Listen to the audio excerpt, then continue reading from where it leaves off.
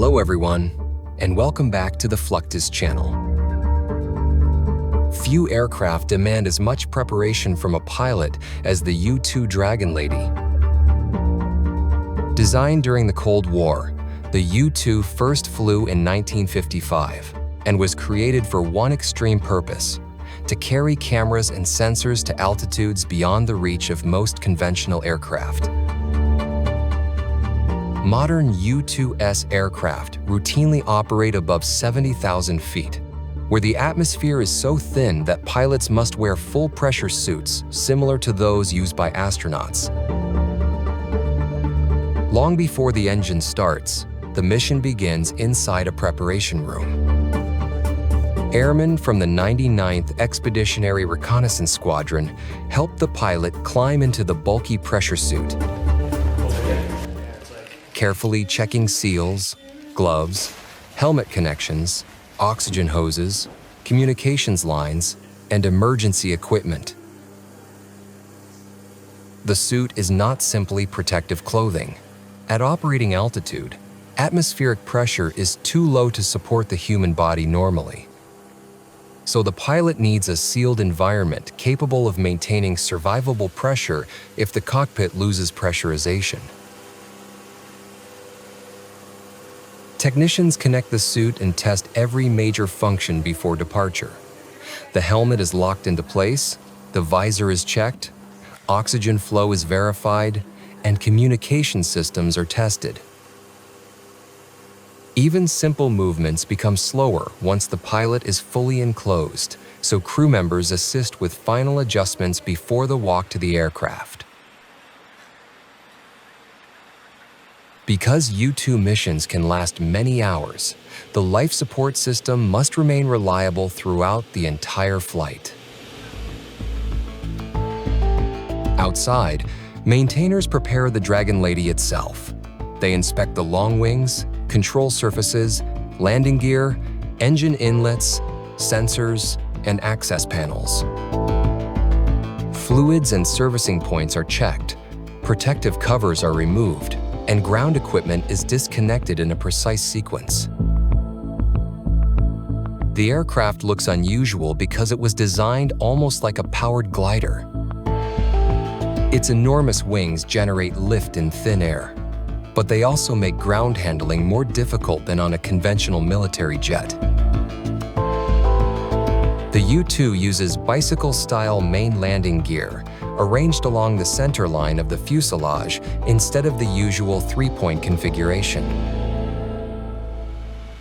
Detachable outrigger wheels, known as pogos, support the long wings while the aircraft taxis. As speed increases during takeoff and the wings begin producing enough lift, the pogos fall away, leaving the aircraft to climb on its narrow central landing gear. With inspections complete, the pilot is strapped into the cockpit and the final launch sequence begins. The engine starts, aircraft systems are checked, and communications with the ground team are confirmed. Crew members watch closely for leaks, loose panels, or abnormal indications. When everything is ready, the chocks are removed, and the U-2 slowly taxis toward the runway. Launching the Dragon Lady requires coordination beyond the cockpit. A high-performance chase car follows the aircraft with another qualified U-2 pilot inside. Because the aircraft's long nose and unusual landing attitude restrict the pilot's view of the runway, here comes the fun part. The chase pilot provides critical visual information during both launch and recovery. At the runway, the aircraft aligns, power rises, and the slender wings begin doing what they were designed to do. The U-2 accelerates and becomes airborne after a relatively short ground roll. As lift builds, the wing-mounted pogos drop free. The pilot then raises the aircraft into a steep climb, leaving ordinary traffic far below as the Dragon Lady heads toward its reconnaissance altitude. At more than 70,000 feet, the U-2 flies in a region where the margin between flying too slowly and too quickly becomes extremely narrow. The pilot continuously monitors airspeed, altitude, engine performance, navigation, and life support systems while reconnaissance equipment gathers information from far below. Returning to Earth can be just as demanding. The U-2 descends toward the airfield while a chase vehicle accelerates behind it. The chase pilot calls out the aircraft's height above the runway, helping the pilot judge the flare. The Dragon Lady touches down on its central gear, balances briefly, and eventually lowers one wingtip toward the pavement. Ground crews then approach, reinstall the pogo wheels, and guide the aircraft back to parking. From pressure suit checks to chase car assistance, every launch and recovery reveals why flying the U-2 remains one of aviation's most specialized missions, with little room for error at any stage. Every sortie depends on precision, patience, teamwork, and procedures refined across decades of operations. The U-2's demanding flight profile has produced a remarkably small community of highly experienced pilots. Reaching 2,000 hours in the Dragon Lady is therefore a major achievement.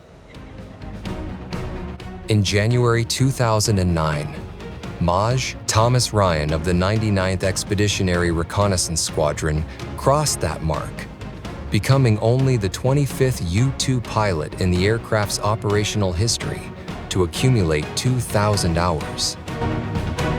That figure is striking because U-2 flying time is earned slowly. Well, in the history of the U-2, 50 years, I'm only the 25th pilot to reach that, so I feel pretty lucky, pretty privileged. Since flying the U-2, first operational deployment back in 2001, I've done 14 deployments, plus in that time period, a 1-year remote. So we've been humping it in the U-2 community.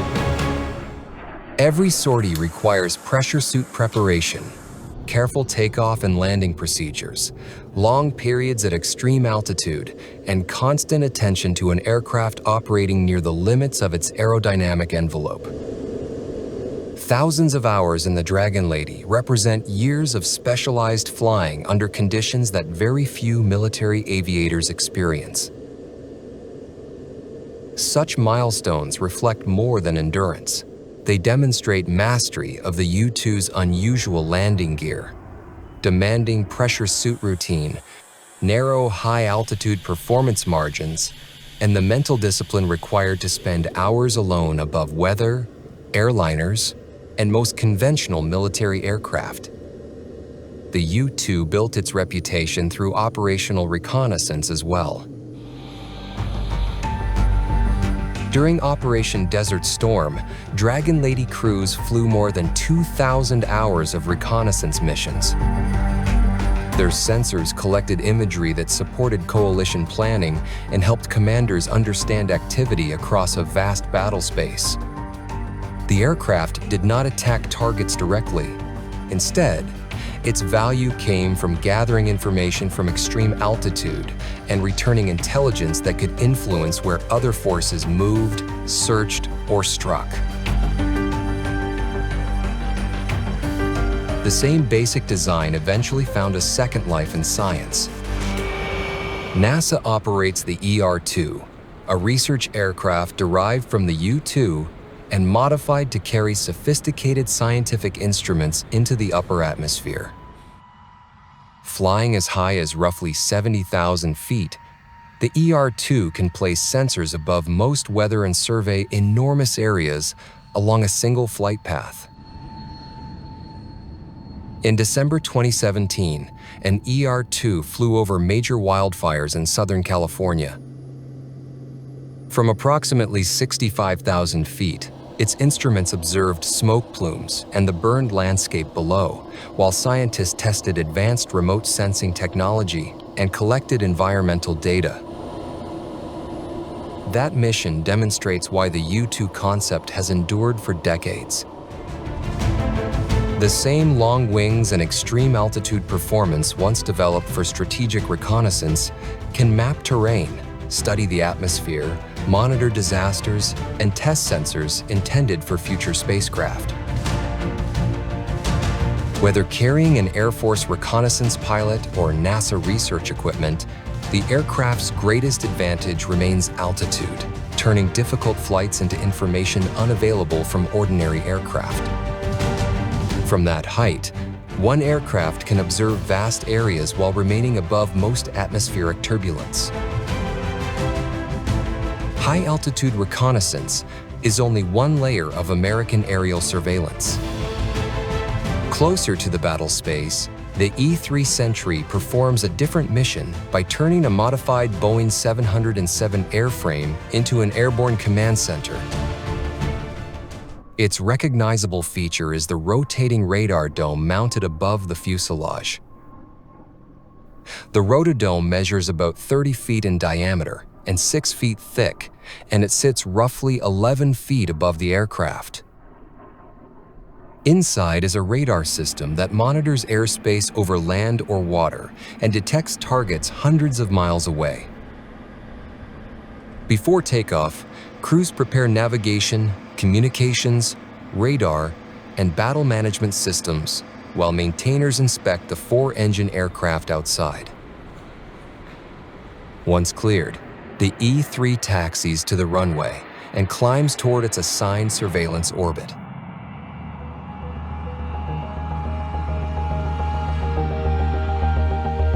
In the air, the mission shifts from flying to managing information. Radar operators build a real-time picture of the battle space, separating friendly, neutral, and potentially hostile aircraft. Surveillance data is passed to command centers, while controllers can direct fighters toward contacts, coordinate defensive patrols, and help commanders maintain awareness across a huge area. During operations in the U.S. Central Command region, E-3 crews have provided all-altitude, all-weather surveillance while feeding a picture of aerial activity to command centers. Rather than examining one narrow corridor like a reconnaissance camera, the Sentry continuously watches a volume of airspace. That makes the E-3 a bridge between detection and action. A U-2 may collect detailed intelligence from extreme altitude, but the Sentry helps commanders understand what is moving now, where it is going, and which aircraft should respond. Its power comes from combining long-range radar coverage with trained controllers aboard the same aircraft, allowing information to be interpreted, shared, and acted upon quickly. That same principle becomes even more important when the surveillance network has to move from land to a carrier operating far out at sea. At sea, the Navy needs the same ability to detect aircraft and coordinate a response without relying entirely on land-based surveillance. That role belongs to the E-2D Advanced Hawkeye, a twin-engine, carrier-based command-and-control aircraft with a radar dome above its fuselage. The E-2D carries a radar designed to improve target detection and situational awareness, especially around coastlines and maritime airspace. From a carrier deck, it can launch ahead of the strike group and climb high enough to extend the fleet's radar horizon far beyond what shipboard sensors can see from sea level. Aboard USS Nimitz, flight operations bring surveillance aircraft and fighters together. Deck crews position aircraft, connect catapult equipment, check control surfaces, and clear the launch path. The Hawkeye can depart first to establish an airborne picture, while fighters prepare behind it.